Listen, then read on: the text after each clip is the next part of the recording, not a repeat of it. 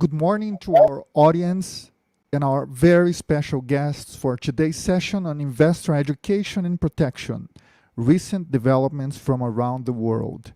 To talk about that, we are pleased to have selected regulators from 4 continents: Africa, Asia, Europe, and the Americas. Please meet Mr. Tushar Jayaratne from Sri Lanka, Ms. Florence Korn from France, Mr. Antonio Van Dunen from Angola, Ms. Tatiana Rusinova from Russia, Ms. Marilisa Aispurua, and Ms. Jenny Fonger from Panama, and Mr. José Alexandre Vasco from Brazil.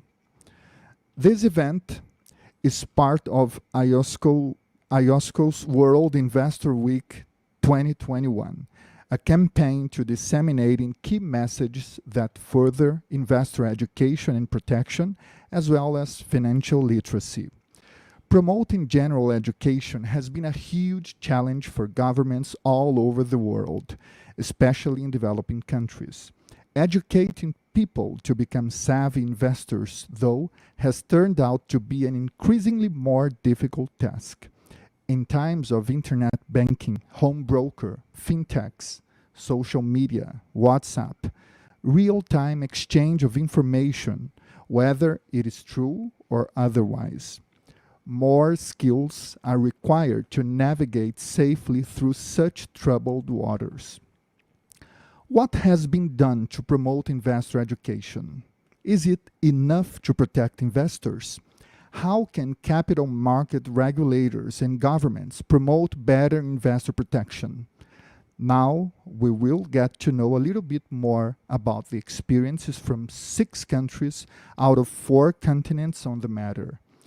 Each of our guests will have up to 15 minutes to make their presentation.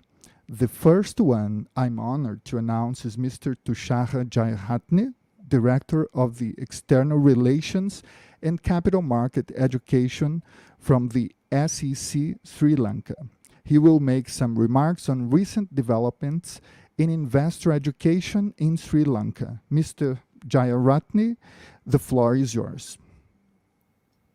Thank you very much. Good morning to all of you. And I will share my screen first.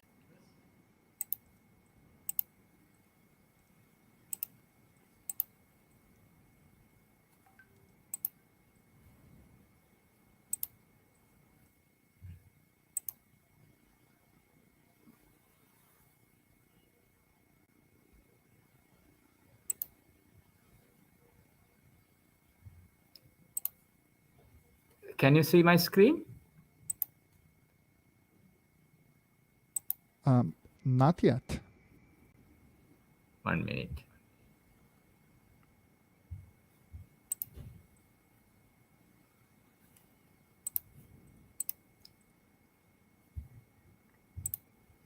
Is it visible now? It's coming. Oh, yes. Now we have it.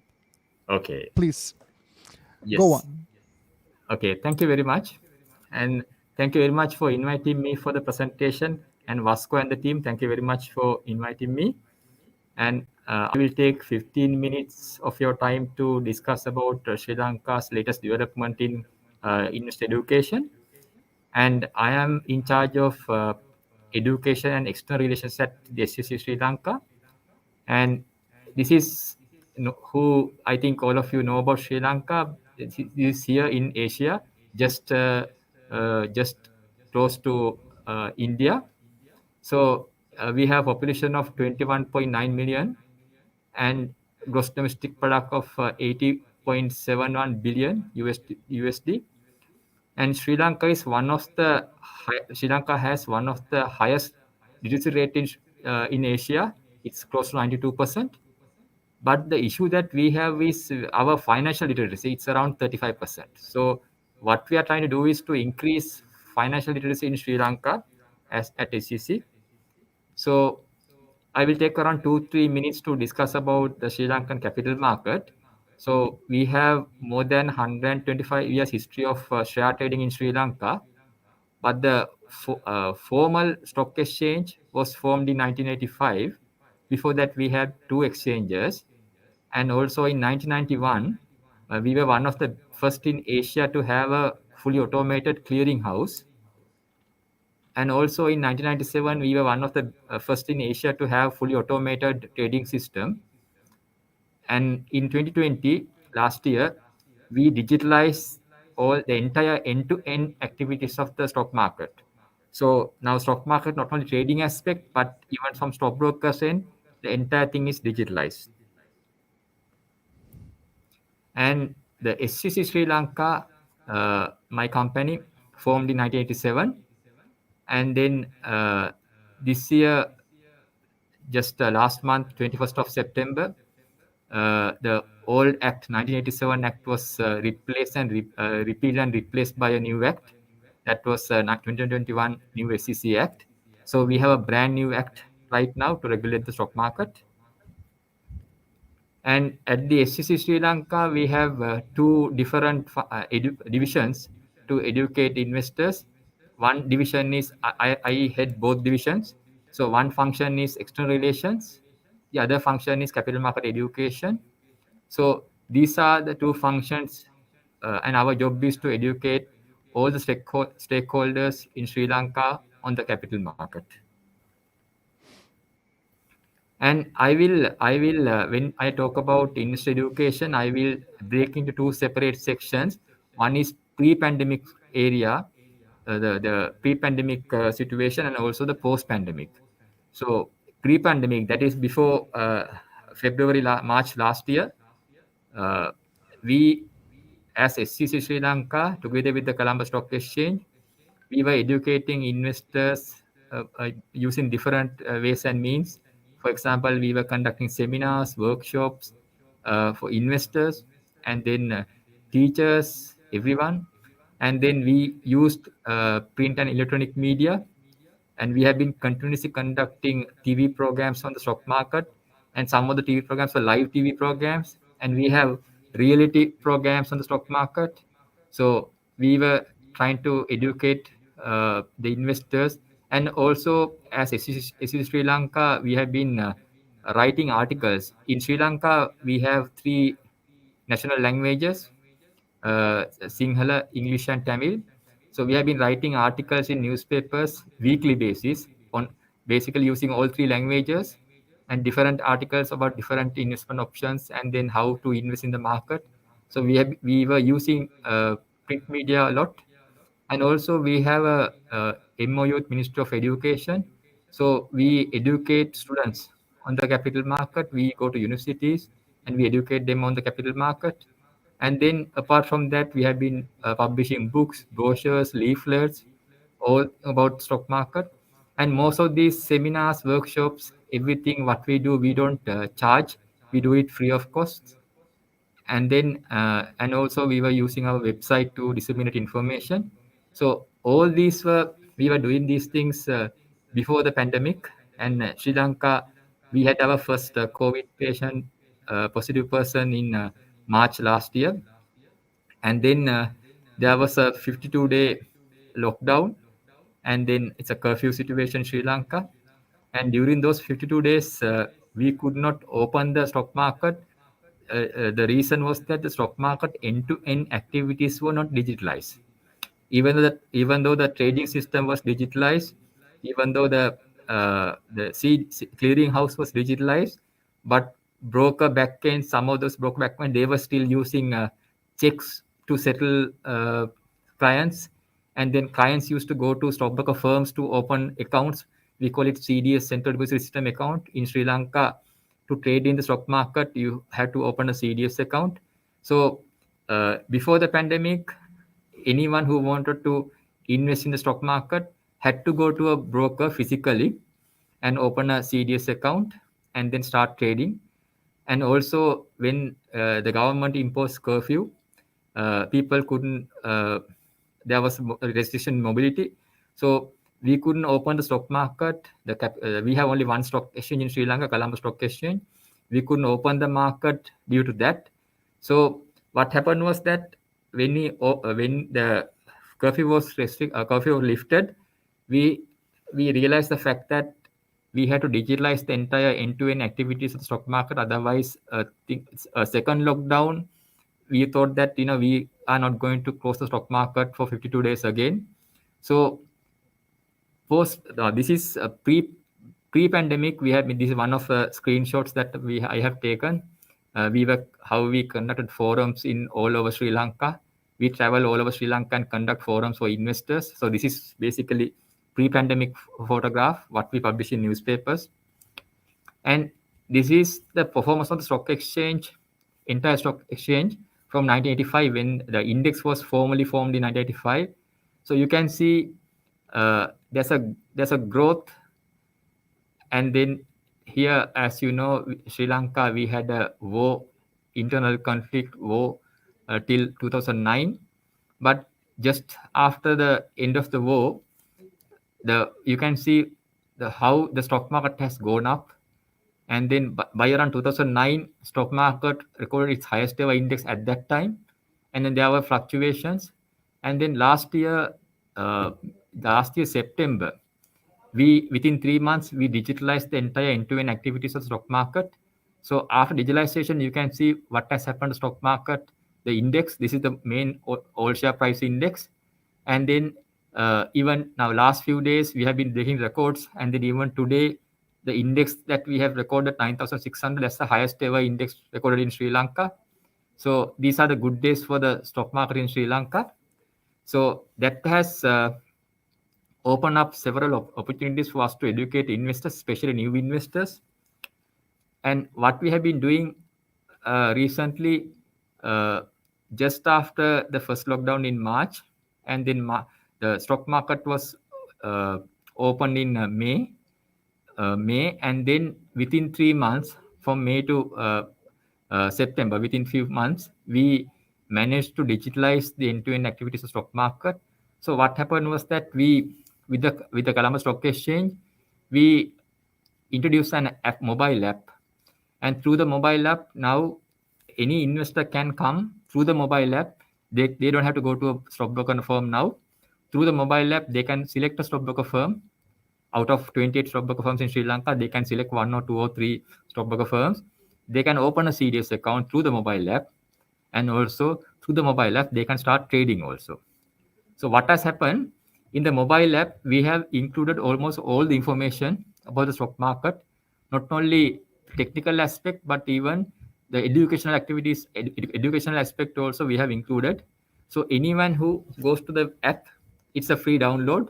They can download it, and then they will get research reports, educational articles, and then broker comments, and then stock company results, stock listed company results, annual reports, all the information they can get from this app now. And then so through the app, we continue with this Colombo Stock Exchange, we continue to educate investors on the stock market. So what we have mentioned is that if they are going to come to the market, always go to the app, and then also get kind of information and education, and then start investing in the market. So the first thing that we did was we digitalized the market and introduced this app. So also we had a second wave, and we had a third wave, and there were few like for example, third wave, we had a 3-week lockdown, but we didn't stop trading, and then the market was continuing, and then also it has recorded highest ever levels also. And then we see, because of this, I will give some statistic later, because of this new app and through education, we have attracted a lot of young investors to the market. And also what has happened, the social media usage in Sri Lanka has increased a lot, and people were at home for 52 days. And then when they were at home, what has happened, basically the social media usage, the Twitter, Facebook, YouTube, the usage has gone up a lot.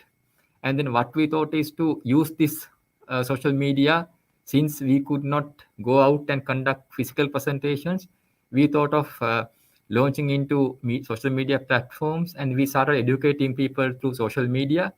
The SCC Sri Lanka, end of last year, we started a Twitter account, we started a YouTube channel, we started a Facebook account, and then we started educating new investors, existing investors, and even seasoned investors on the stock market through social media. And then, apart from that, recently with this restriction of lockdowns, we have started hybrid versions, basically conducting forums with limited crowd, but getting most of these participants through online. And also, last few months we have been conducting a lot of electronic media presentations, TV programs, one-off TV programs. Then we have been writing articles in newspapers. Now newspapers also, now people have started to go to newspapers to online. So we have been using that. And also we have finished right now in Sri Lanka. We have this ordinary level exam when they were in grade 10 students, and also we have advanced level exam when they are in grade 12. So up to now, the commerce subject, stock market will come under commerce subject. Commerce subject, that commerce subject was basically the students start to learn about stock market and the commerce in grade 11. So what we have done is basically we have gone and we had discussions with Ministry of Education, and we have prepared a full curriculum, and we have presented to the ministry from next school's syllabus change, the stock market, and then the investment, that aspect will come to grade 6. So from grade year 10, when they are 10 years age, they can go and then start about the market.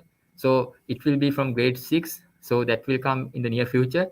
During the lockdown, we have basically gone through the entire curriculum, and then we have prepared each for example, grade 6, which subjects, grade 7, which area, grade 8, which area. So we have basically allocated everything and given it to Ministry of Education. So hopefully with the new syllabus change, the stock market and the capital market, the entire part will come to from grade 6. I just want to show you what we have done with the Colombo Stock Exchange. So this is one advertisement that we prepared. Is basically we say that spend 5 minutes a day on the CSE mobile app to discover an extraordinary you. It's basically what we are telling them is to go to the app, learn about the market, learn about research, and then do self-study, and then come and invest in the market. We, as the SCC Sri Lanka, we always discourage investors to come to the market without knowing about the market. We always go and tell investors, learn about the market, especially these days since the market has gone up more than 100% within few months. So because of that, and then the share prices have gone up a lot, and then also the interest rates have come down a lot, and because of that, the investors have come to the market. And so what we have done is we have used social media a lot to encourage investors, and then tell them about the market. And then by September, we introduced this new app, and also later we added new features to the market. Now even the initial public offering, IPOs, now people can apply for IPOs through the mobile app. And then we just created this thing called like to be on the first top 10, top 1% in the society, to be a big investor, to come to the market. But still, what we said was, okay, you can come to the market, but still start investing in knowledge and learn and come. That was our message. And then we started social media. I will go into that later. And also these are the things that we posted in our Twitter account. We have been posting at least 2 posts in Twitter accounts about different things. For example, how does insider dealing work? And to give an understanding about these, all these are internally prepared. And I have a separate team with me, and they prepare these things, and then we post those things, and then we get a good feedback from investors. And we keep a kind of an interaction with investors when we tweet something, when they reply, we also reply to them. We try to explain different concepts. So rules of long-term investing and ratios for stock picking, and these are the things that we have been these are the way that we have been educating investors last few months. And then financial ratios, and then we use different all 3 languages that we have in Sri Lanka, and this is basically the Sinhala language. And then, so, this very simple thing, be prepared, and then learn first, then invest. That's the message that we have been giving investors, especially since the market is going up a lot and the market is at peak. And when investors come, they should know that market is at a peak, but still, what we tell them, okay, here, learn and come. And then here in our mother language, you have mentioned that there will be fluctuations. Get used to that, and market will not go up every day. So we give the kind of message for investors, and then also we encourage them to deal only with licensed investment advisors. So stockbrokers have to get a license from the SEC to act as an investment advisor, individuals. So we always encourage, and we have published, we have uploaded the full list of licensed investment advisor on our website. So we encourage them to deal with only certified investment advisors. And then we have been conducting TV programs, TV discussions. This is one of the most popular channels in Sri Lanka. And then we have been conducting, this is the CEO of Colombo Stock Exchange, and this is me basically. And then so we have been conducting four programs on investing. And then message that we give is basically learn and come. And this is government TV station, Sri Lanka, the first TV station in Sri Lanka. And then another TV program that we did recently. And this is government radio station. And then we have been going to private TV radio stations, private TV stations, and we have been educating investors continuously on the market. And apart from that, we have been using print media a lot. Now, this is what I told you earlier. Our new SEC Act came into effect 21st of September, last month, basically. And so we have been educating investors on this is like the new SEC Act, boon or a bane, because there were some opinions given in print and electronic media about the SEC Act. So what we thought is the best thing is to educate them about the Act. And then this one is our chairman. And then, so we gave an interview to papers. It's a full-page article in Sri Lanka's most popular English newspaper. And then this is another overview of the new SEC Act. This is a column that we did. And this is all about the market. And also, these are some tweets. And then this is what we had debut yesterday. And then we had this forum for investors. And we had more than 750 participants online. It's a hybrid event. We had physical participants also. And then, so we had this forum debut yesterday to educate investors on the new SEC Act. So we have been conducting forums continuously. And this is what I talked about earlier, the digitalization. And then we, just after a few months of initiating, we have more than 125,000 downloads of the CSE mobile app. And then out of that, 90% of accounts opened during last few months have come from this mobile app. So 90% of people have gone to the mobile app and opened CDS accounts. So the physical movement of going to the stockbroker firm and opening account, only 10% have done that, but 90% have gone to the app and opened accounts. And also the most interesting aspect of this is basically 85% of accounts opened during last few months after the pandemic is between age group of 18 to 35 years. So these investors are these are young investors, and they are tech savvy people, but what they lack is basically the understanding about the stock market. So what we have been trying to educate them about the market through using all this social media. So if I have time, I will take only 2-3 minutes just to show you what we have. Mr. Jayahatne, I'm afraid we have not much time left. Okay, then basically that's my presentation. And so if you have any question, I'm willing to answer. Thank you very much. Okay, thank you, Mr. Jayahatne, for sharing with us what's being done in Sri Lanka and how you had to adjust investor education initiatives to suit the new pandemic reality. Very interesting. Our second guest comes from France, Ms. Florence Korn, Deputy Director of the Retail Investor Relations and Protection Directorate from AMF France. She will talk about new new digital educational tools for retail investors. Ms. Korn, please. Thank you. Good morning, good afternoon, or for some of you, good evening. It gives me great pleasure to present our work designing new digital tools for investor education, and thanks to CVM for the invitation. So I'm Florence Korn, and I work at the Autorité des marchés financiers in France.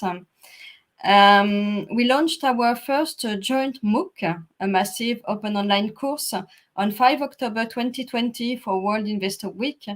And this was the first joint project of its kind for the IMF and the INC, the National Institute for Consumer Affairs. The INC is one of our close partners. And it makes sense for us to combine our respective fields of expertise, and that way we also reach out to a larger number of people. And the INC had already gained some experience in this field. In 2018, they produced a first MOOC on personal data protection, and the outcome was encouraging with 7,700 followers. So on the basis of this initial experience, they suggested we hold the second one together. And at VMF, we were very keen because the idea of designing a MOOC had come to us, but this was a quite large scale project, and we hadn't yet had the chance to develop and produce it. However, we are familiar with innovative online tools based on our experience of developing and launching 2 apps, and I will also tell you a few words about one of these apps, FinQuiz. Our joint MOOC was launched as part of World Investor Week 2020, free of charge, on the FunMOOC platform. It's the leading provider in France and is dedicated to higher education and public sector bodies. How people can follow our MOOC? Participants followed the course independently and at their own rhythm. Every week, a model was unveiled, 3 in all, and then the 3 models were available for several weeks more. Knowledge acquired was checked via self-evaluation, and once the course was completed, participants received a certificate of achievement, provided they had obtained more than 50% correct answers. So how to manage your savings and investments effectively MOOC is aimed at teaching the general public how to invest their savings and manage their investments effectively. It is part of a financial education initiative and requires no particular prior qualifications to be able to follow it. This online tool is both technical and practical in its approach, and provides all those who wish to find out more about the world of savings with the tools they need to assess investment opportunities based on their objectives, define also their investor profile, and detect hints of potential financial scams. So our educational objective was threefold. First, train on savings and investments methods and good practice. Secondly, familiarization with, grasp, and differentiate between various savings and investments products. And finally, raise scam awareness and underlying risk. The course was composed of 3 modules over 3 weeks of lessons with 5 thematic sections. The investor, what investment means, why and how to invest. Then investments, risk profile and objectives, main asset classes, risk return, the key information document, retirement plans. And then in practice, how to dialogue with an advisor, scams, diversification, sustainable finance, and so on. So each lesson lasted 1 to 2 hours per week, and each module comprised tailor-made videos with speakers from the IMF and INC, Also supporting documents produced by IMF, INC, and partners like fact sheets, calculators, and self-corrected exercises. And lastly, self-assessment was done via a quiz.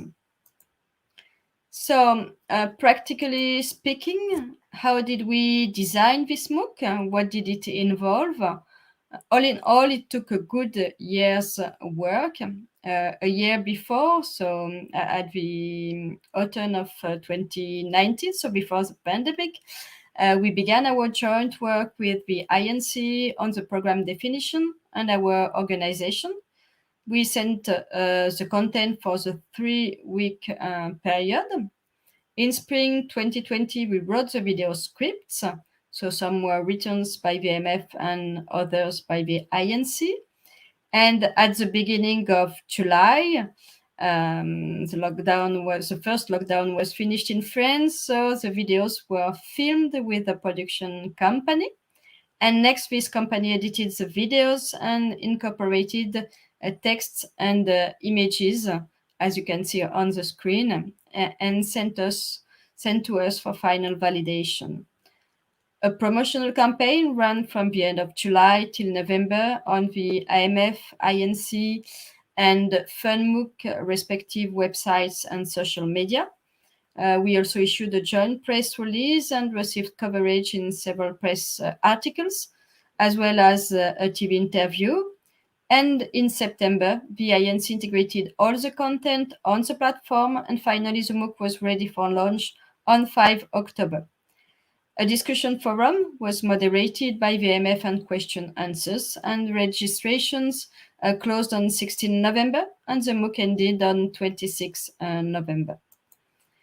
So the results were most encouraging, with more than 20,000 participants compared to 7,700 for the first INC MOOC.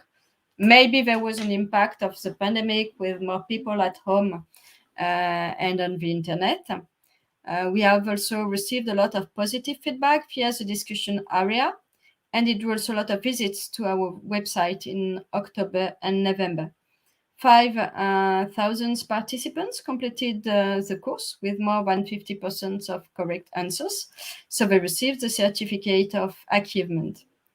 And given these good results, we decided to run a new session for 2021. So on Monday, a second edition was launched, and with enriched content. So for the beginning of World Investor Week, and a fourth module was added. Indeed, in the discussion area in 2020, a lot of participants asked us some questions on investments products and their features. So this new model helps people to know more on investments products, equity plans and accounts, life insurance, employee savings schemes, real estate funds, and crypto assets. We also had a new speaker this year of the ACPR, the French Prudential Supervisory and Resolution Authority, because life insurance is not in our remit, but in theirs. Again, so the MOOC was launched for the beginning of World Investor Week, and this year, all the models are unveiled at the same time to enable people who have done the MOOC last year to go directly to the new model. Registration will close on 26 November, and the MOOC will end on 4 December. And as I mentioned before, we also launched 2 apps before this MOOC. The FinQuiz app is an app to improve financial education, and it was launched in October 2017 for the first edition of World Investor Week, and it was our first mobile app. This app is available for free on App Store and Google Play, and as its name suggests, it's a quiz that tests your knowledge and helps you improve your financial literacy on topics like how stock exchange works, broad financial concepts, investments knowledge, and so on. And there are more or less 1,000 questions and answers on how best to approach investments, test your skills, and improve your knowledge. In fact, when you play, it is a series of 10 questions, and you choose an answer between 4. We also regularly add new questions, and we believe that it is easier to learn through a game, and especially with a mobile app game, because you can play anywhere. And 2 years later, FinQuiz Jeune, so for young people, was launched. And given the target group, the questions were not limited to savings and investments, but more generally on all aspects of finance and economics. So it goes beyond VMF remit. That's why the app was developed in partnership with La Finance pour tous. It is in France a major association involved in financial education with a very well-known website. For example, last year they had more than 6 million visitors. So 10 times the number of visitors of the retail investor section of the MF website. And La Finance pour tous is with the INC, with which we developed a MOOC, our two main partners for financial education. And yesterday, so not coming soon, as mentioned on the slide, we launched a new version of FinQuiz with a thematic series to improve knowledge on a particular topic, like, for example, sustainable finance. You can see on the screen that at the beginning, people have to choose between challenge, so the first version of FinQuiz, and thematic series. And a thematic series includes 30 questions, and we can change regularly the thematics. We can have till 5 different thematics. And given the number of correct answers, people will be in the gold level, silver level, bronze level, or their character will be sad or will cry under 15 correct answers. You can see on the slide the screen with the silver level, for example. So thank you. Thanks for your attention. And if you have any questions after the webinar, please feel free to contact me also by email. Oh, thanks, Ms. Corney. I was delighted to learn about those new digital educational tools, especially the massive open online course, a terrific tool with lots of potential. Now I'm eager to hear from Mr. Antonio Van Dunen from CMC Angola about the role of financial education in investor protection. Mr. Van Dunen, you have the floor. Okay, thank you very much. I will proceed to share my screen and presentation.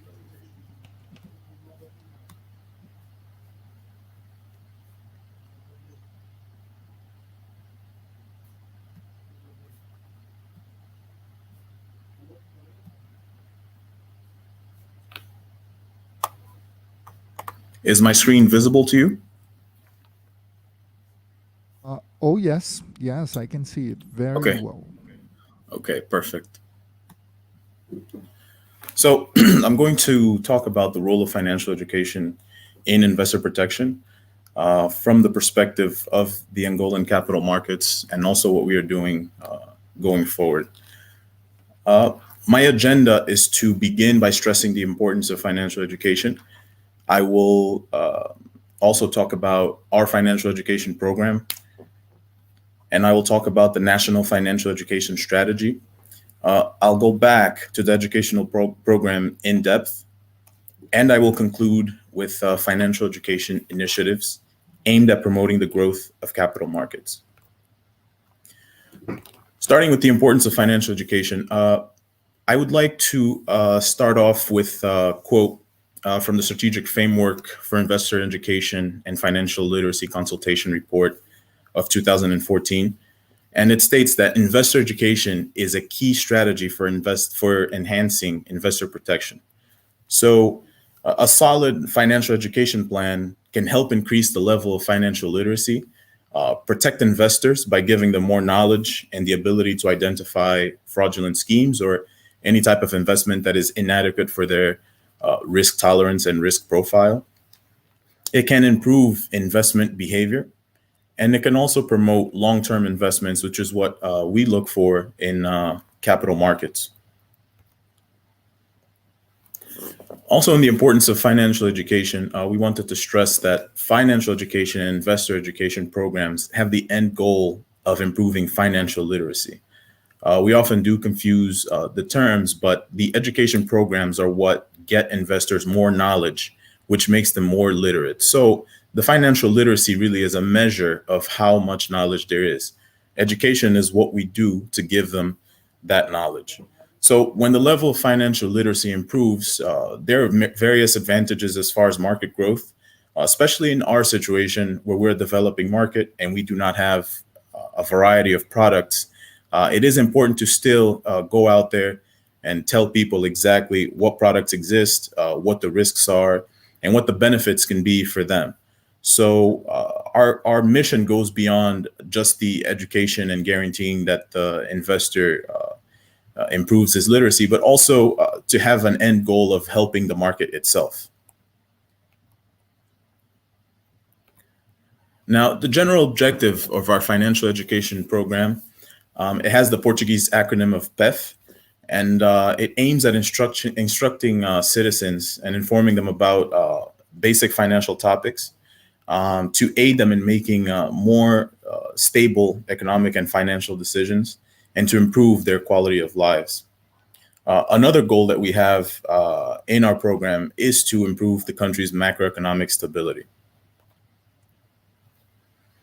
Now, we also try to promote the securities market and guarantee investor protection. As I said before, when you do improve financial literacy, you tend to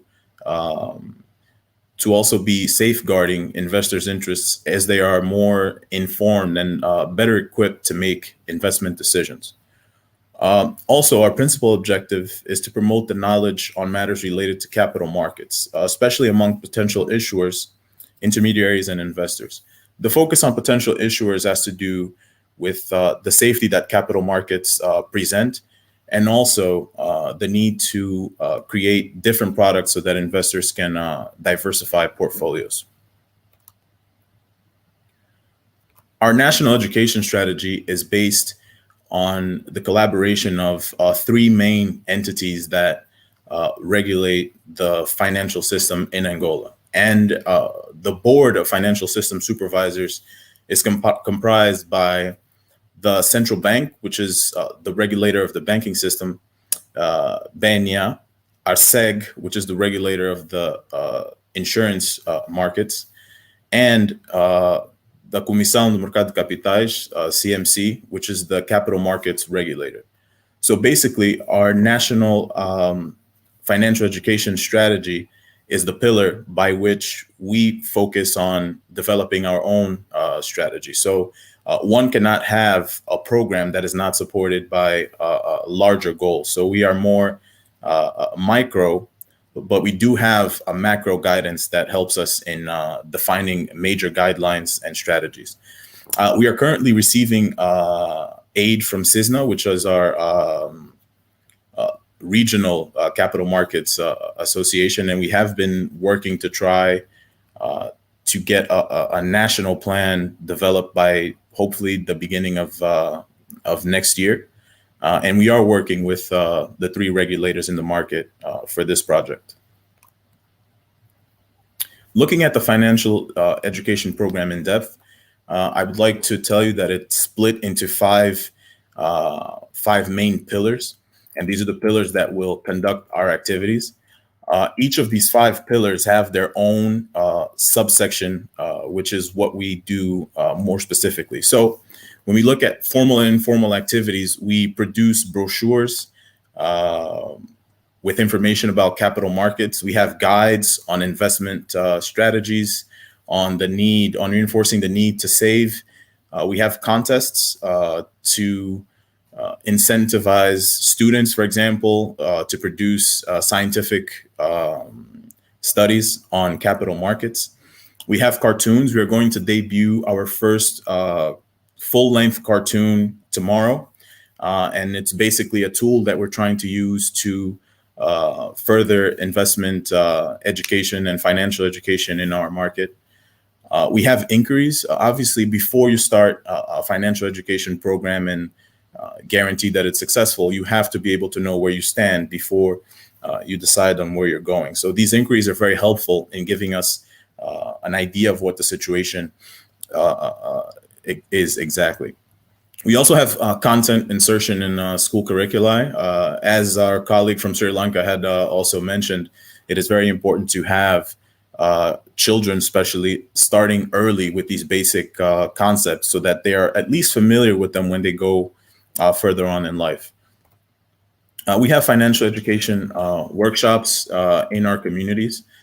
We do campaigns promoting savings. These can be anything from going to informal markets and telling people about the importance of having a bank account, telling them about the need to have debit cards, savings accounts, and things of that nature. So it's really a very basic and an outreach program that tries to aim at getting people to leave the informal sector and join the formal sector, because that's where you can have your investment financing economic activity.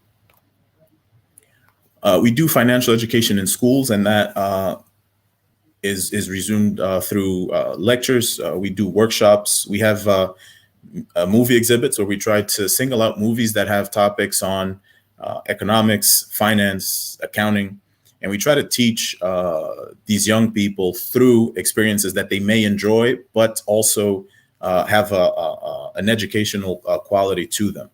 And we also have office field trips where we take some of these high school students, especially from specialized schools in economics, and we show them the office building. We show them exactly what we do, and we try to get their interest in capital markets and in financial education in general. We have online activities. As you know, anytime you have financial education programs, you have to go where your public or your main audience is. And we've seen recently, and we have learned that a lot of our target audience has been online. So as a result, we have created an educational website last year, which is called Cresce Investindo. And that website aims at teaching people through an online means. We also have short educational clips, which we disseminate through our social media pages. We have a stock exchange simulation, which we call Jogo da Bolsa, and we have social media. Right now, we have a presence on Instagram, we have a presence on YouTube, we have a presence on Facebook, and we are on LinkedIn. We are currently exploring the possibility of moving to TikTok, as they have become a very popular social media platform. We also have many events that we conduct. We have events with journalists, business people, bank employees, mainly because bank employees are the first line of defense. They're the intermediaries. They have first contact with people. So we try to make sure that they are capable. We have memorandums of understanding with some banks currently, where we are in charge with teaching their employees about products and how to convey the message to the average investor. We also have events with university students, with school teachers. As I mentioned in the first item,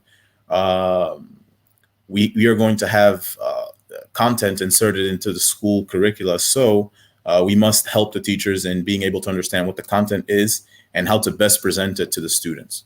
And also, in closing, we have international events from IOSCO and OECD. This is an example. World Investor Week. We tend to participate in all of these and give them maximum attention, as the interchange between countries actually helps us to better direct our strategy. So we have financial initiatives aimed at promoting capital markets. We understand the importance that the stock market and capital markets in general can have for the investor. There's increased liquidity. You may sell your asset at any particular time because it is listed in the market. There are increased disclosure requirements. As you all know, the Capital Markets Commission of Angola is in charge with doing the supervision of listed companies. So that gives the investor an added protection when he or she decides to invest their money. There's the advantage of long-term investing. Typically, what we want is people to invest in capital markets, but with a long-term outlook and not with a speculative outlook. And also, there's a versatility. So when we look at capital markets, besides the stock market, you can have the derivatives market, which can help you in hedging many of risks that exist, like the for example, we have an issue with currency being devalued. So right now, an investor in our market can hedge the risk of losing money through the currency being devalued. Also, you have investment funds which help you in limiting the risk that you are intaking when you make an investment. So we believe that in general, if we do promote this type of development through capital markets, that the investor also benefits because he does have more options. So he can diversify his portfolio, the investments are safer, and he has the backing of knowing that the Capital Markets Commission of Angola is supervising whatever investment he is choosing to make. So as I was saying, we are trying to empower securities issuers. We look at potential issuers in our market because we know that the equities and corporate bond markets are very important in creating a robust and dynamic capital market. So we do work with those companies that we think have the basic requisites to go public, and we give them the framework necessary and help them through the basic steps that need to be taken in order to become a listed company.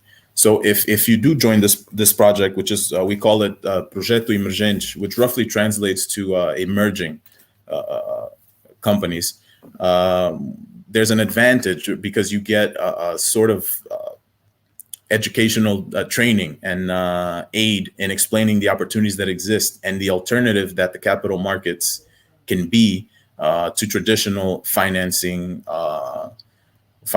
means like the banking industry.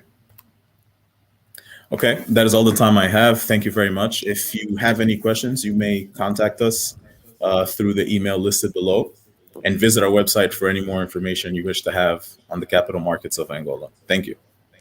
Oh, thank you, Mr. Van Dunen. Very instructive presentation.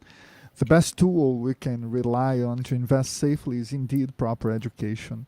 Congratulations for the impressive work that has been done in Angola.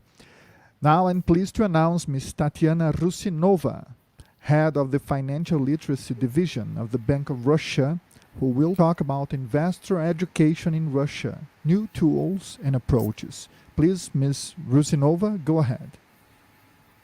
Hello, dear colleagues. Thank you very much for giving me the floor.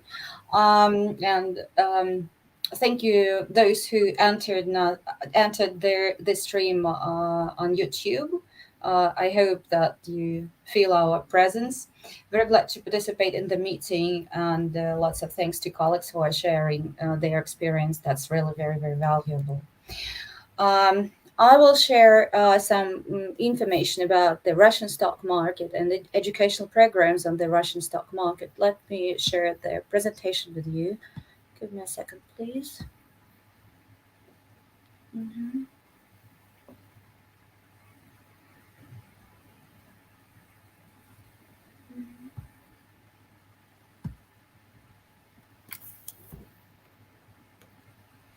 Mm-hmm.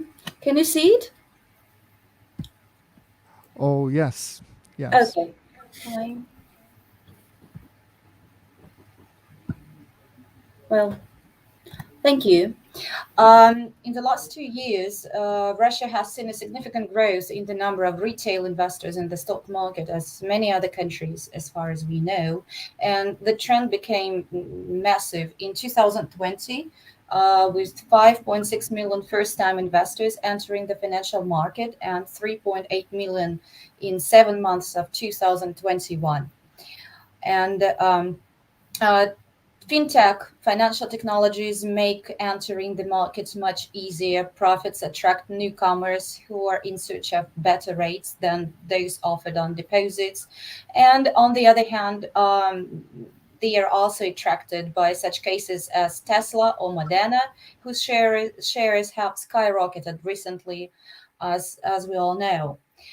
Together with the growing number of investors, we are facing a growing risk. Most of the new investors do not understand the risks associated with investing in the stock market. They do not realize how important investment education is and want to get easy money. It leads to the loss of money, disappointment with the market, and even can become a factor of social tension.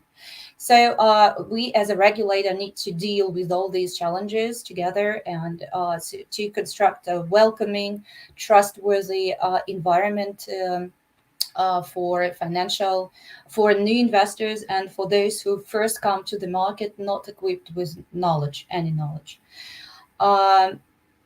In these circumstances, so it's highly important to really equip them with available financial services and modern market and financial technologies.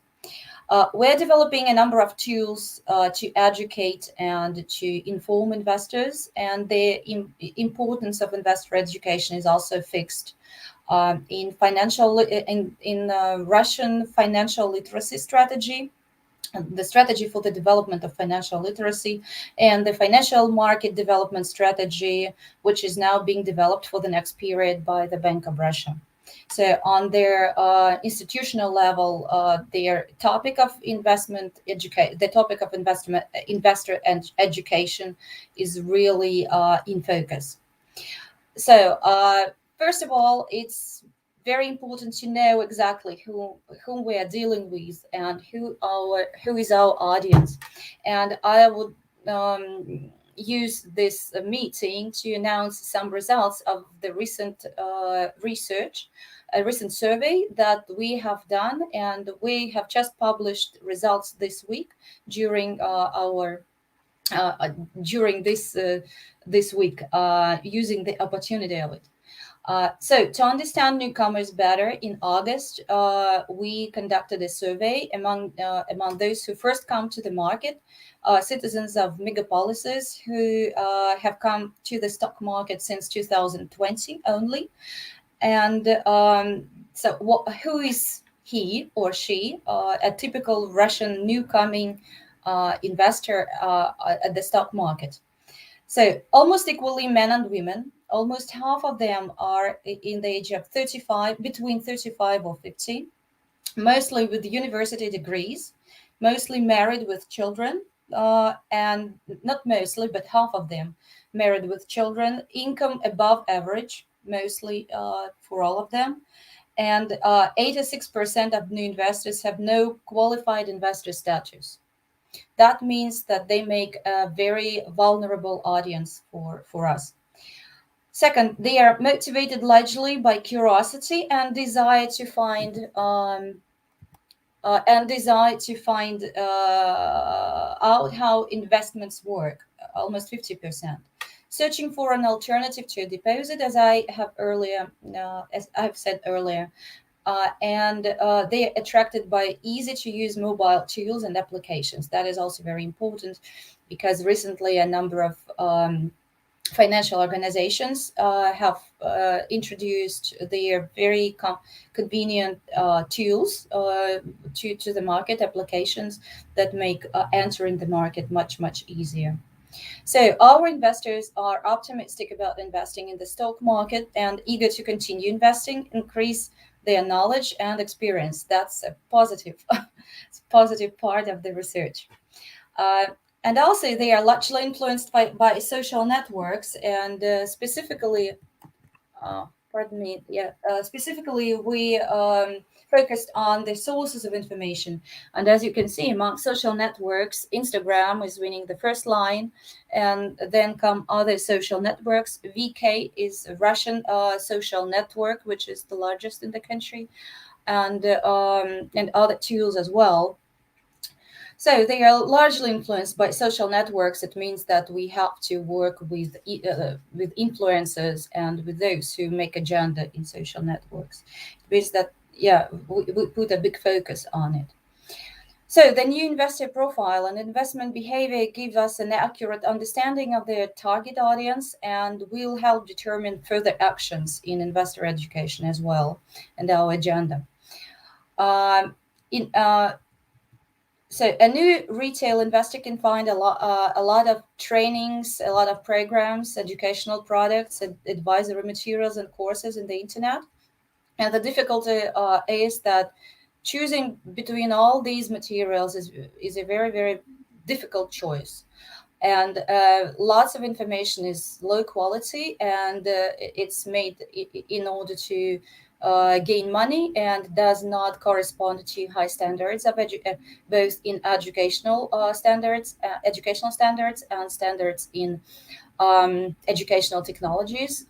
So that's why for us it's a very serious issue to deal with these low quality products and to prevent our consumers from using them.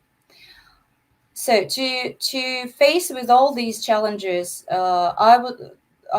we are very active in all public talks, webinars, forums, conferences, doing lots of public activities. And I'll share some of it with you. And I would like also to share some novelties which we have recently introduced. So the first novelty is quite recent. In October 1st this year, we have launched the test of non-qualified investors. It is done to protect to protect newcomers and to protect those who come to the market from risky operations, for example, with derivatives, and also to protect them from some spontaneous actions sometimes, and also to protect them from some what we know is that sometimes even in applications or on internet sites, it's very easy to push a wrong button. So if you do not pass the test, so you do not have an option of purchasing some papers or some tools, financial tools like derivatives, and thus you are protected from losses.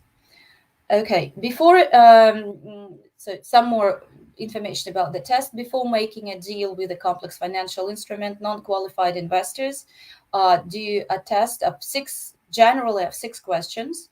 They are so some of them are exactly about the product their person is being tested about, and some of them are kind of self-assessment.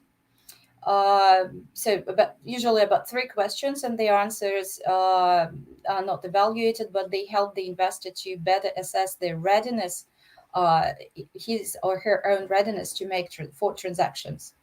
That is very important, the psychological part of the test. The test usually takes a couple of minutes for those who know answers, and we have feedback from the market and from brokers that so far it's been about a week since we launched the test, but so far we know that about 40% of investors on average successfully pass tests. That's first result, and we'll see more data by the end of the month, and we'll fix some things if it's needed. But so far it's been our big step in the direction of new coming investors protection. So the second tool which I'd like to share is accreditation or accrediting investment education products for new investors.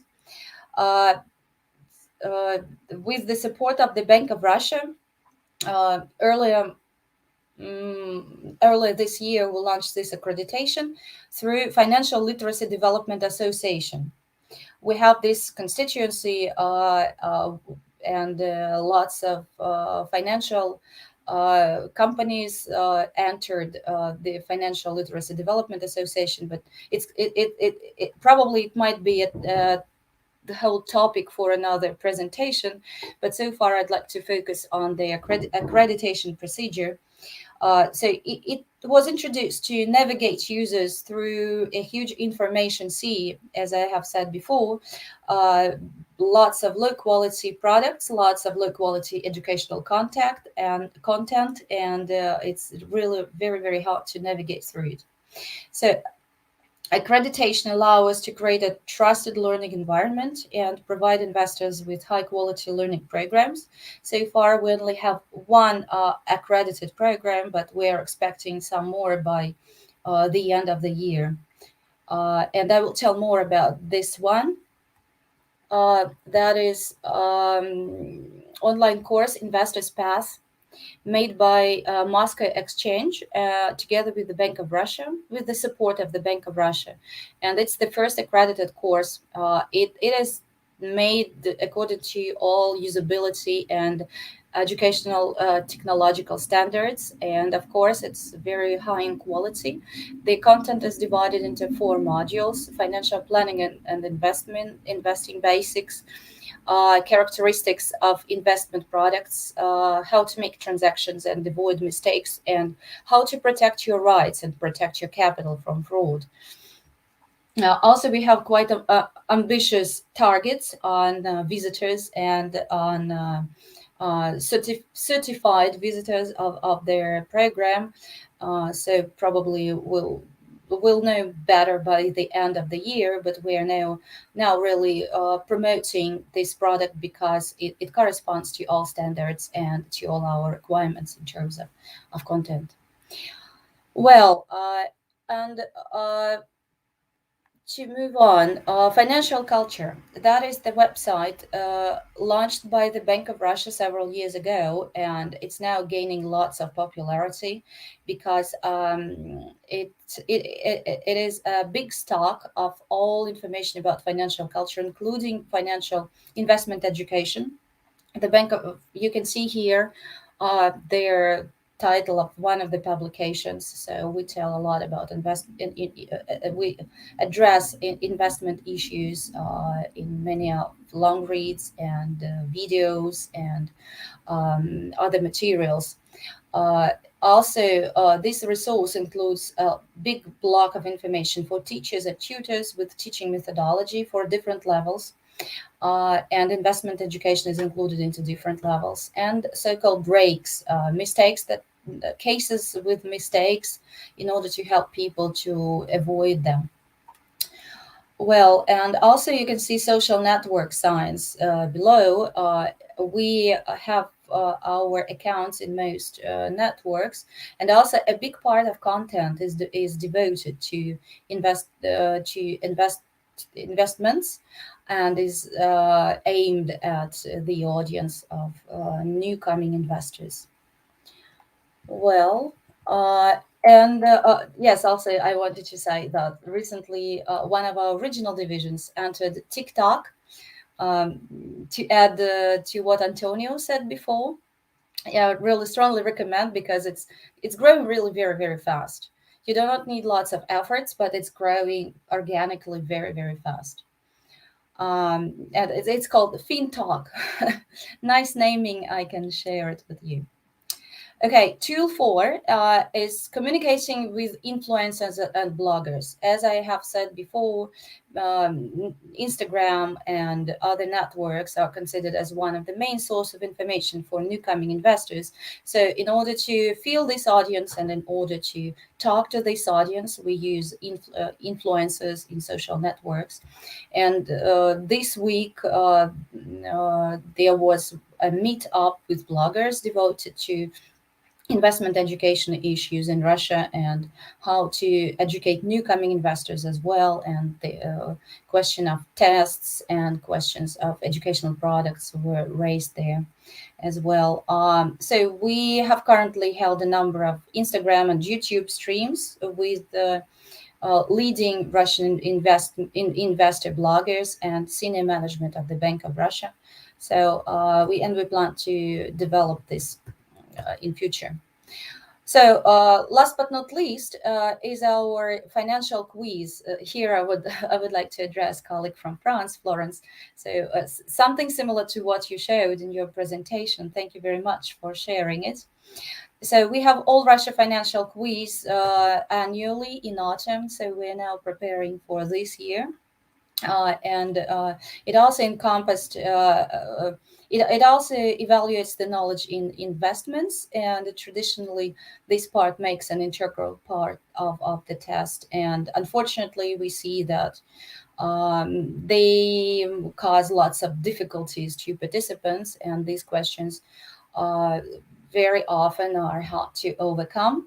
So, and this year we are planning to expand the list of questions on investments, and we are planning to continue evaluating the knowledge through this tool. So these are the recent tools that I would like to share with you. And of course, we hold lots of communication activities and participating in events and online events all through the country. So it's all in our strategies, as I have already said, in federal strategy, on the federal level, on the level of the Bank of Russia, on the level of regional strategies. The topic is really much in focus and will stay in focus for the next period for sure. Thank you very much. Well, thank you, Ms. Rusinova. I was delighted to learn about the hard work you have done in Russia to foster consumer protection and financial literacy and inclusion. Now we have two speakers from Panama, Ms. Marilisa Aispurua, Head of Investor Education, and Ms. Jenny Fonger, Director of Prevention and Control of Illegal Operations, both from SMV Panama. They are going to talk about enforcement actions to prevent securities fraud. You have the floor. Good morning, federal regulators, regulated entities, and public. Let me show you my screen first. Okay.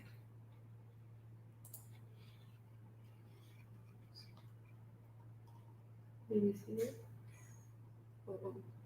Can you see my screen?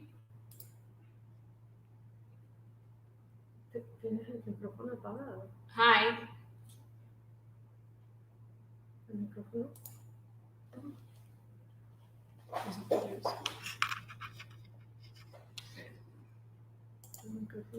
Hi, can you see my screen? No. No. Not yet. Okay. And before we couldn't see either. Let me share.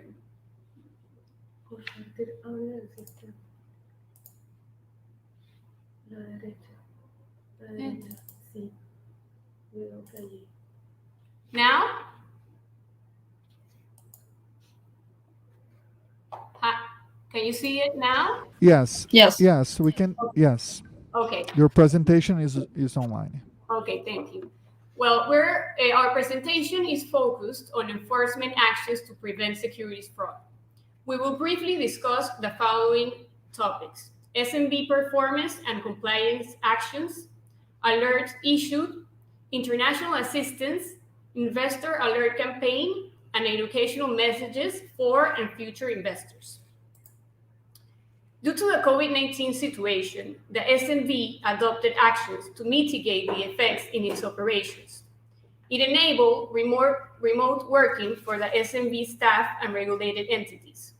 Also, by using technology to handle public inquiries and strengthen and promote its investor alert website section.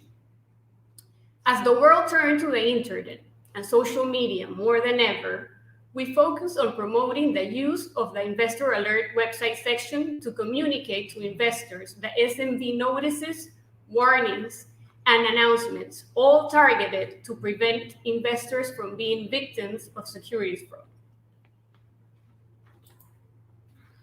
The SMB has published investor alerts during 2020 to October of this year. To obtain more information about these unregulated companies and to be clear about the importance to preserve the measures adopted to prevent the spread of COVID-19, our entity performed many actions and obtained some common factors. Although investment schemes were presented as part of services provided in the Republic of Panama, the issues were related to cryptocurrencies, which is an unregulated activity. Although their company's websites alleged being intermediaries entities with commercial operations and located in the Republic of Panama, when the enforcement team verified their address, these companies were not located and had no presence in Panama. Most of the complaints received came from countries of the Caribbean, South America, and North America. As signatory of the Appendix A of IOSCO MMOU, the SMB has addressed during 2020 70 requests of international assistance from our counterparts, in which they required our support on identifying unregulated activities and operations that require immediate response, proving that the SMB has the mechanisms to cooperate and provide timely response. During 2021, 13 requests of international assistance have been received from countries like Ecuador, Spain, Nicaragua, United States, Bahamas, Australia, and South Africa.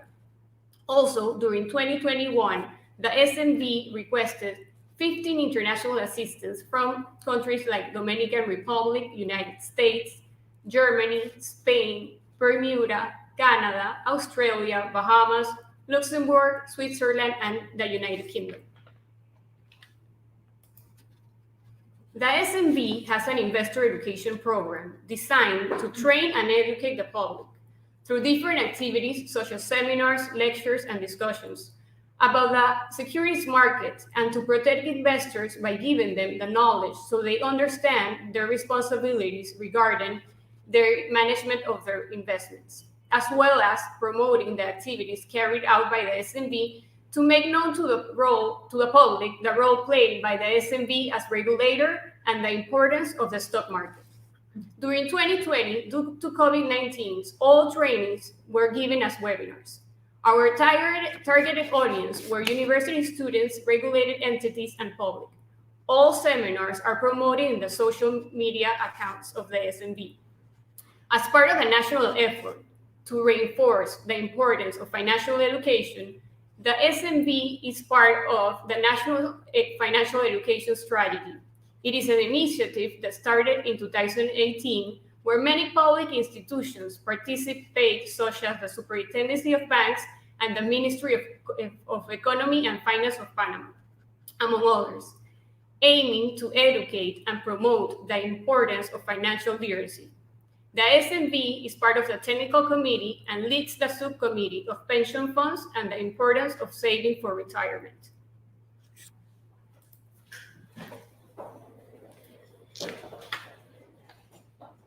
Hello. Now we're going to talk about our Investor Alert campaign, and we are going to give educational message for and future investors.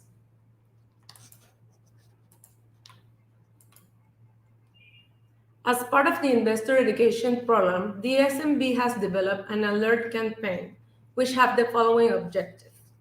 Through social media, the SMB has published information about companies and individuals who do not have authorization to carry out activities of the securities market in and from the Republic of Panama. Has issued recommendations to the public to prevent and not get caught by unregulated schemes. Before investing in securities, investors should consider the following tips. Consider using the surplus of your income to invest. Always use the strategy of diversify. Don't put all your eggs in one basket. We always encourage the public to verify in our website if the person or entity has the necessary license to offer investment services. You should always analyze and verify the performance of your portfolio. It is important to read the prospectus and other financial information of the issuers. Regarding cryptocurrencies, it is very important to know that the SMB established its position in the opinion number 7 of 2018, which is the following. Cryptocurrencies are not part of the category of security recognized by the securities market law. Therefore, anyone who invests in them must be clear about the absence of regulation, the absence of supervising authority, and the absence of the guarantees for investors that are recognized in the investment schemes that are subject to control and regulation offered for intermediaries regulated by the SMB.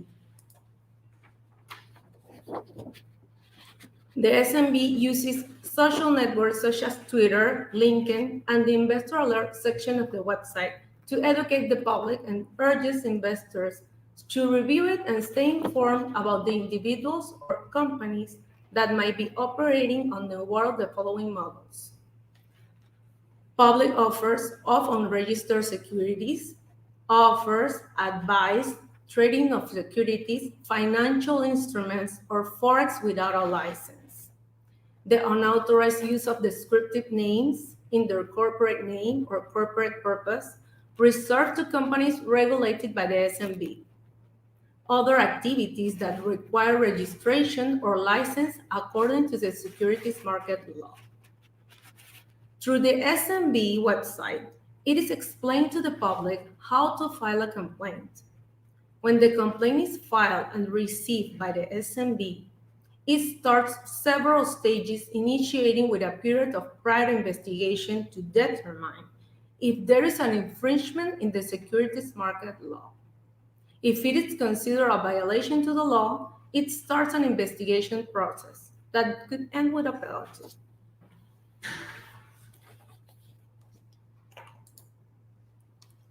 Future investors should consider the following. You should research about the different investment alternatives. Know and understand the products in which you are going to invest. Understand the level of risk you are willing to assume. Be cautious of third-party recommendations. The advice to invest in any alternative of investment are frequent and not necessarily the same. Before making an investment, you should read the documentation that is being made available to you. You should always know the numbers of your company. A company needs to prove the financial performance of their portfolios to the investor and its own financial situation. Beware of ready-to-sign deals. That always comes with pressure. You should take time to read before you sign anything. Knowing what you're investing, read the financial information. There is always the basic literature, like for example, the fact sheet of a mutual fund. Ask yourself this question that is very important for investors. Does the company really exist? Read before you sign. It's a lot of paperwork, but just reading it can save you from a big headache in the future. Beware of online scams. Some examples can be a link by email to invest, give your credit card by phone, receiving an email from your firm, but the last name of your investment advisor is wrong. There are regulated entities and issuers that through their website cooperate in educating investors also. Some investment advisors' websites give added value to the public, like a blog, where people can know about what is going on in the capital markets, and the subscription to their newsletter or bulletin that are sent directly to your email with a lot of information that is very useful and keeps you updated. To finish, we can mention other red alerts of fraud that should be considered by investors. Any investment opportunity that claims you'll get substantially more could be highly risky, and that means you might lose money. Always have in mind that every investment carries some degree of risk, and the level of risk typically correlates with the return you can expect to receive. Low risk generally means low yields, and high yields typically involve high risk. And at last, Don't get dazzled by a pretty suit, office, or website. Sometimes things aren't what they seem. Thank you so much, everybody, for listening to our conversation. Oh, thank you both, Marilisa and Jenny. A solid enforcement environment is key to inspire investor confidence and, of course, protection. It's nice to notice the efforts Panama is putting on those matters. Keep up the hard work. And now, to close our webinar, I would like to call Mr. José Alexandre Vasco, Director of the Office for Investor Protection and Assistance of CVM Brazil. He will talk about new approaches to social media in financial education. Please, Vasco, the floor is yours. Thank you very much, Florisvaldo, and I'd like to mention that I'm very pleased to be here in this event with such a vast list of speakers from different experiences, and I'd like to thank you very much for those that are participating from the East. It's quite late at night, so thank you so much for being here. My name is Vasco. I'm the Director of the Office of Investor Protection and Assistance. I just want to briefly comment on our approach to social media. I hope you can see my screen. Yes. Okay, thank you.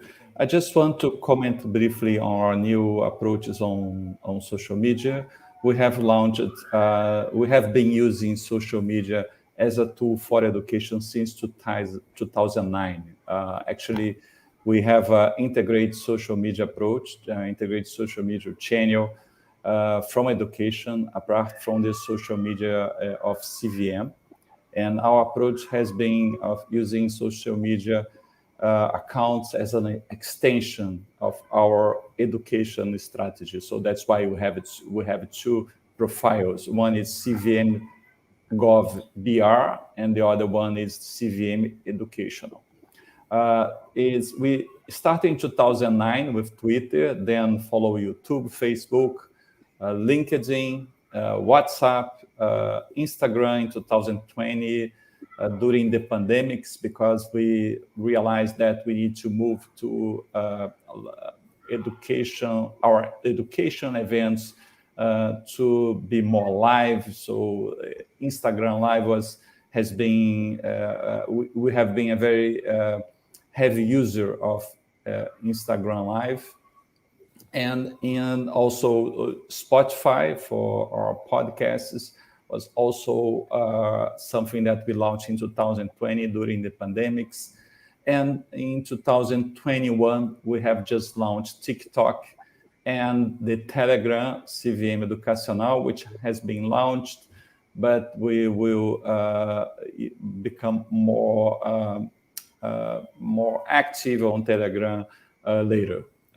If you can look at on the right side of my slides, you see that it's interesting that we can see I choose impressions to highlight how our impact on reaching out people and comparing the different CVM educational profiles. So you can see how Instagram is very much important. So it's the most recent social media profile that we launched. And in March this year, we have the impressions of more than 450,000 people. So coming from 124,000. So Facebook is quite stable, Twitter the same, but the Instagram, it changed the landscape for our educational activities. And also, I think an information that these graphics can tell us is that the importance of connecting social media with real life events. On March 2021, we participated in Global Money Week, a global campaign that is led by OECD to promote financial education in schools.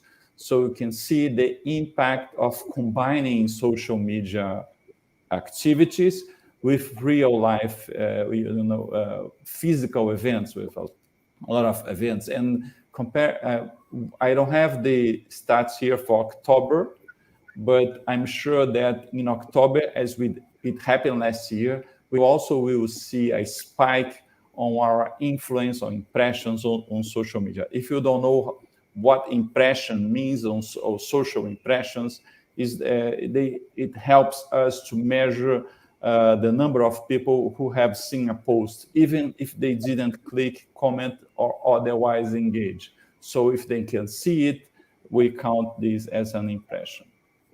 So why we decide to launch TikTok CVM Educational, a new profile? One of the reasons is that for the same reason that we move into Instagram landscape, is because it's a new and very successful social media. It's in 2021, the video sharing social media platform, TikTok, has become the most popular app in the world. Older people may not understand it, but young people and kids love it, and there's no way to deny its popularity. So in order to reach out the publication to have an impact on the public, we need to change the ways we do things. And so that's why we decided to have a profile on TikTok. I just want to mention that in 2021, by February 2021, TikTok has an estimated 1.1 billion users worldwide. So, and 60% of TikTok users are between the ages of 16 and 24. So, and 50% of the global audience of TikTok is under the age of 34 years old. So, and the app has been downloaded 1.5 billion times worldwide. And only last year was 500 million, almost 1 billion downloads. And I want to mention also that even though the videos are usually short, the average user spends 52 minutes a day on the TikTok app. So there's a huge opportunity for education here. And that's why we decided to launch this new profile. It was launched in July 19th, but we just made the public announcement on August 18th. So we had 1 month to learn. We did some research before the launch, but we know for sure that we learn things by doing it. So we had 1 month to train the staff and to improve the way we're doing things there. So the target audience is young people. And as our approach to this, in terms of social media management and content, it's in-house. So we did not hire a firm, a marketing agents to take care of this, because we want to learn. And we also want to be very extremely cautious about the messages, how we can use humor, be more informal, but at the same time, at the end of the day, being the regulator that we are. So the messages are simple, short, and straightforward. And I want to mention that I mentioned before earlier that older people cannot understand it sometimes. So we hired 2 interns. They are actually leading our efforts. They are in their 20s. So they have these, they can talk to that generation.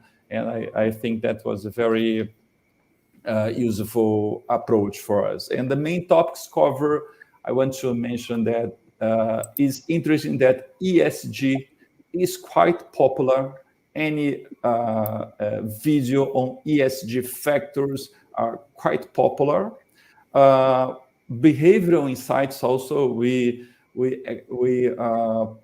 produced a series of short videos on biases and they were very popular among our users, not only in TikTok, but also on Instagram, where we have a lot of videos, and the financial education in schools, because in August 18th, we also launched a large-scale program in Brazil to train the teachers on financial education. So we aim at reaching 500,000 teachers in Brazil, and that may translate into 25 million students in public and private schools having lessons of financial education. So how we can interact with the students. So that's one of the reasons that we choose TikTok for this campaign. The stats are still, we are in the beginning of this process, so only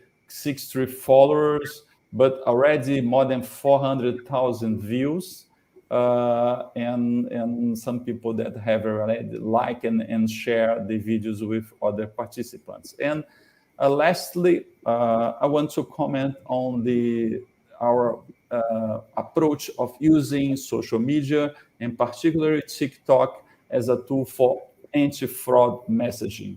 As it happening in many countries, it's happening across the globe because of the pandemics or the new social media platforms.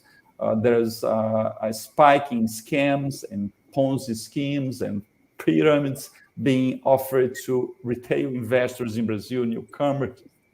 So we, in partnership with the stock exchange, B3 in Brazil, we designed a series of videos on day trading, on cold calls, on Ponzi schemes, that will try to use the humor to help people to understand the risks and sometimes the absurdity of some situations. And the video that we launched just yesterday with this pharaoh here is about pyramids in Brazil, how to build your own pyramid. We combine a short video that is available on Instagram and TikTok, and long videos that are available online explaining how a pyramid scheme works, how people can be scammed, the tactics of the fraudsters, and it's getting a lot of good reaction. I hope you'll be able to report back to IOSCO and our colleagues here of the impact of this new initiative. And also today, we launched a new using TikTok challenge, TikTok challenge in partnership with the Ministry of Education. It's the video on the right side. The actress here is one of the staff. She's working on the campaign. So we designed a series of videos to alert people about fraud. And this TikTok challenge is inviting young people, kids, to record videos, share it with us, and the most successful, popular videos on TikTok and Instagram will be the winners of this contest. So it's a way of also not only to delivering a message on investor education protection, but also engaging young people with CVM and with these measures. So it's just this for today was a quick message. I hope to have more data soon to share with our colleagues at IOSCO. Thank you very much. Florisvaldo, back to you. Thank you, Vasco. And now we have reached the end of our webinar today. I think it was very, very instructive and interesting to learn from all of your experiences. And I thank you all on behalf of CVM Brazil, SMV Panama, and IOSCO, and look forward to seeing you soon in a next adventure. Thank you very much. Thank you.